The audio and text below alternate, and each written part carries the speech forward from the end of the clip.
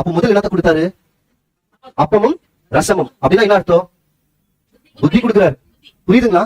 இயேசு கிறிஸ்து கிட்ட வந்த உடனே முதல் என்னதான் கிடைக்குது? அவங்களுக்கு புத்தி கிடைக்குது. அதனால்தான் ஒருவன் ஞானத்தில் குறைவா இருந்தால் அவனிடத்தில் சம்பூரணமாய் தருகிற தேவனிடத்தில் கேட்க கடுவான். தேவன் கிறிஸ்து மூலியமா தான் கொடுக்குறாரு. அப்ப முதல் இந்த மனிதர்களுக்கு என்ன கிடைக்குதுன்னா, முதல் அறிவு வருது, என்ன பண்ணலாம் பண்ணக்கூடாது. அடுத்து என்ன கொடுத்தாரு? ஃப்ரை பண்ண கோதுமை, வார் கோதுமை கொடுத்தாரு. கோதுமைனா என்ன? படிச்சோம், நீங்க எழுதலன்னா மறந்துடுவீங்க. கோதுமைனா இப்ப படிச்சோம் கொஞ்சம் நேரத்துக்கு முன்னாடி, எரேமியா 23:28 படிச்சோம். கோதுமைக்கும் பதருக்கும், பதர் கோதுமை பாத்திலும் எம்மாத்திரம் சொன்னாரா? படிச்சோம். கோதுமை எதுக்கு ஒப்பிட்டு பார்த்தோம்? தேவனின் வார்த்தை. கரெக்ட். இது வறுத்த கோதுமை. வறுத்த கோதுமைனா வறுத்த வார்த்தையா?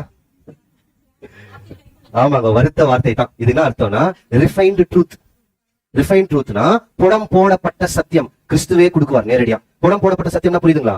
பியூர், ரொம்ப சுத்தமான சத்தியம். வசனம் இருக்கா? வசனம் இருக்கு, வாசிக்கலாம். 118 சங்கீதம் 30 வசனம். தேவனுடைய வழி உத்தமமானது, கர்த்தருடைய வசனம் புடமிடப்பட்டது. எப்படி இருக்குங்களா? அவருடைய வசனம் புடமிடப்பட்டது. புடமிடப்பட்டதுன்னா நெருப்புல போட்டு வறுத்தெடுத்தது. இப்போ வாசி. தம்மை நம்புகிற அனைவருக்கும் அவர் கேடகமாய் இருக்கிறார். அப்ப தேவனுடைய வசனம் எப்படிதான் இருக்கு?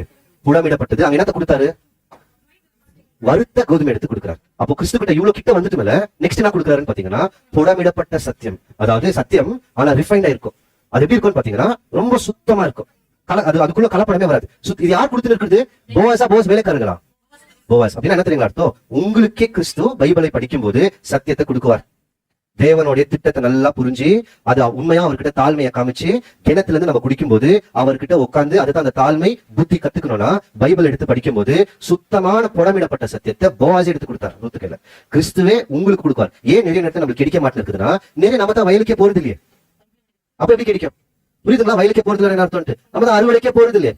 அப்ப எங்க கிடைக்கும்? போனாதான் கிடைக்கும். நீங்க போய் பாருங்க, ருசித்து பாருங்க. நீங்க வேதத்தை தெரிந்தீங்கன்னா உங்களுக்குள்ள திறந்து அப்படியே அது ஊற்றா வெளியே வரும். படிக்க படிக்க ஒவ்வொரு வசனத்துக்கும் பெரிய பெரிய சத்தியங்களை தேவன் காமிச்சுனே வருவார். இது ருசித்து பார்த்தவர்களுக்கு எல்லாருக்குமே நல்லாவே தெரியும். இது முடிஞ்ச உடனே அடுத்து என்ன பண்றாருன்னா,